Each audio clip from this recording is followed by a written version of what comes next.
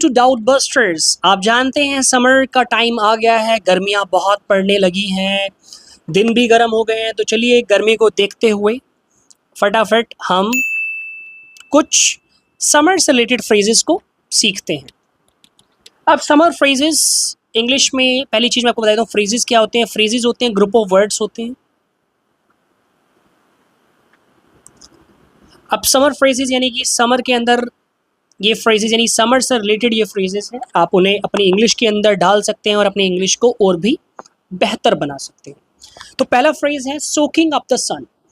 यहाँ पे मैंने मीनिंग भी लिखा है और हिंदी मीनिंग भी मैंने इस बार लेके आया हूँ, क्योंकि मेरे बहुत सारे स्टूडेंट्स कहते हैं सर आप इंग्लिश टू इंग्लिश पढ़ा देते हो, कुछ चीज़ें सर के ऊपर से निकल जाती हैं, तो प्लीज़ हिंदी भी लेके आइए। तो इस बार मैं हिंदी भी लेके आया हूँ। सोकिंग अप द सन का मीनिंग होता है enjoying being outside in the sunlight, यानी धूप का आनंद लेना। अगर आप कहना चाहते हो कि मैं धूप का आनंद ले रहा हूँ, तो समर में तो खैर कौन ही धूप का आनंद लेता है, तो आप कह सकते हैं अगर आपको सुबह सुबह की धूप या कुछ चीज़ पसंद हो तो उसके लिए एक फ्रेज है soaking up the sun. Example देखिए, मैंने एग्जाम्पल भी दिया है, वी ले ऑन द बीच, हम बीच पे लेटे रहे, soaking up the sun, and धूप का आनंद लेते रहे। तो इस फ्रेज को अपनी इंग्लिश वोकैबुलरी में ऐड कर लीजिए। जब भी आपको बोलना हो तो आप बोल सकते हैं धूप खा रहा हूँ, आप कहते हैं धूप खा रहा हूँ। धूप खाते हो कभी, आनंद लेते हो धूप का, कोई बात नहीं।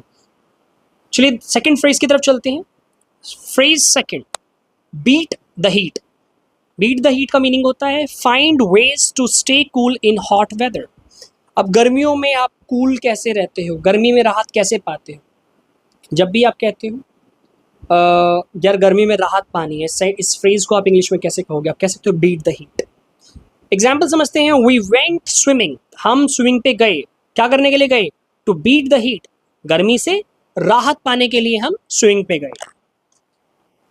तीसरा phrase, third phrase, scorching hot.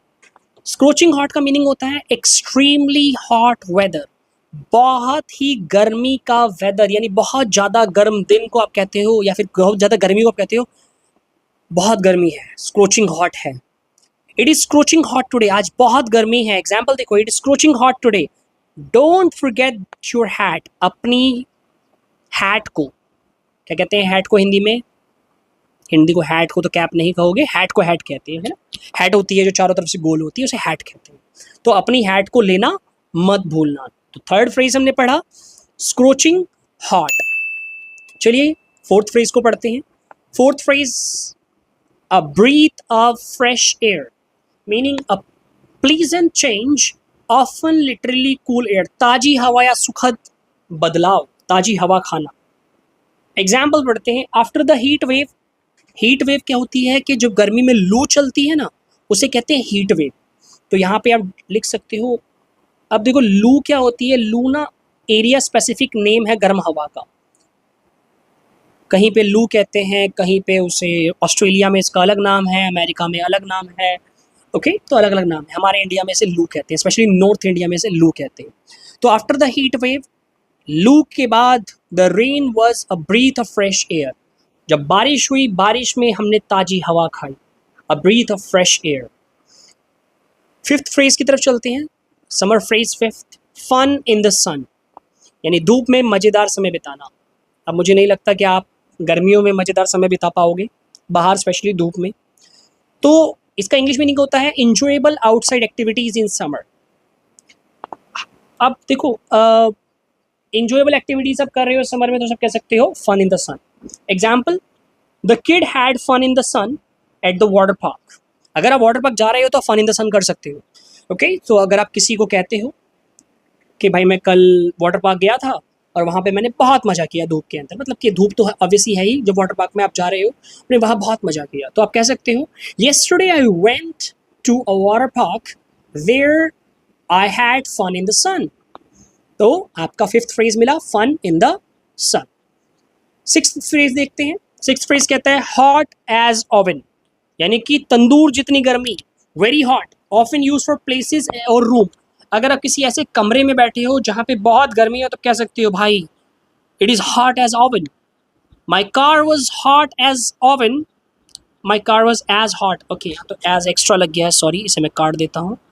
My car was hot as an oven after being in the sun. अब होता है ना कभी कभी अपनी कार धूप में खड़ी करके चले जाते हो, जब आके अंदर देखते हो तो अंदर तंदूर बना हुआ होता है, तो आप कह सकते हो my car was hot as an oven after being in the sun. Seventh phrase कहता है डॉग डेज ऑफ समर, गर्मी के सबसे गर्म दिन। अब जो आने वाले हैं मई, जून, जुलाई, गर्मी के सबसे गर्म दिन यही होते हैं। The hottest days of summer. Example, during the dog days of summer we stay indoors. आप कह सकते हो, आप ये भी कह सकते हो गर्मी के सबसे ज़्यादा गर्म दिनों में हम अपनी नानी के यहाँ जाते हैं। तो अभी से सेम फ्रेज को इंग्लिश में आप कैसे, सेम सेंटेंस को इंग्लिश में कैसे कहोगे? During the dog days of summer we go to our maternal grandparents, क्योंकि नानी ग्रैंड पेरेंट है बट वो मैटरनल ग्रैंड पेरेंट है। Phrase number 8, sun kissed, slightly tanned और टच्ड बाय द सन। धूप में हल्का सुनहरा, यानी कि अब आप धूप में रहते हो ज़्यादातर, अगर मान लीजिए आप धूप में कहीं आना जाना कर रहे हो तो आपकी स्किन टैंड हो जाती है, थोड़ी सी क्या कहते हैं सुनहरी कह सकते हो। अगर आपका रंग ज़्यादा गोरा है और आपका रंग अगर थोड़ा सांवला है तो और ज़्यादा सांवली हो जाती है, तो उसे कहते हैं सन किस्ड। कहते हैं ना कि यार मेरा रंग तो और भी ज़्यादा काला हो गया है धूप में रह के, तो can say I have sun kissed. Okay, sun kissed. Okay, her sun kissed skin looked beautiful after the beach trip. Okay, sun kissed skin. Wow, एक तो मुहावरा सा बन गया ये, sun kissed skin. Tongue twister है, प्रैक्टिस कर लेना, आपके लिए काम आएगा। Summer phrase 9, melting away। कहते हैं ना पिघलना, कहते हैं यार मैं तो पिघल गया इस धूप में, बहुत गर्मी है, तो उसे कहते हैं melting away. I was melting away in the sun. धूप में भाई मैं पिघल गया था while waiting for the bus. कहते हैं यार आज बहुत धूप थी, एक तो बस भी लेट आई और धूप में खड़े खड़े मैं तो भुन गया, पिघल गया, तो उसके लिए आप कह सकते हो मेल्टिंग अवे। सो अगर आप सेम चीज़ कहना सकते हो, कह सकते हो इंग्लिश में I had been waiting for a bus for a long time and melted away in the sun. Last phrase, summer phrase, last phrase, summer break. Summer break पढ़ने ही वाले हैं स्टूडेंट्स के, आई गेस पढ़ भी गए होंगे 13 से, दिल्ली के अंदर तो 13th ऑफ मई से समर ब्रेक स्टार्ट होने थे, मीनिंग गर्मियों की छुट्टियां। The kids are excited, kids excited है फॉर किसके लिए? समर ब्रेक के लिए। तो आपने देखा समर रिलेटेड फ्रेजेस, आज हमने 10 फ्रेजेस पढ़े हैं। अगर इसमें से आप 10 के 10 याद कर लेते हो तो बहुत अच्छी बात है। 5-6 जितने आपसे याद हो पाए ऐसे फ्रेजेस याद कीजिए, क्योंकि आपकी स्पोकन इंग्लिश में ये डेफिनेटली 4 चांद, ये तो तारा बना दिया मैंने बट 4 चांद लगा देंगे। ओके, अगर आपको ये वीडियो पसंद आई है तो प्लीज़ इस वीडियो को लाइक करें, अपने फ्रेंड्स के साथ, फैमिली के साथ शेयर करें, and thank you so much for watching us.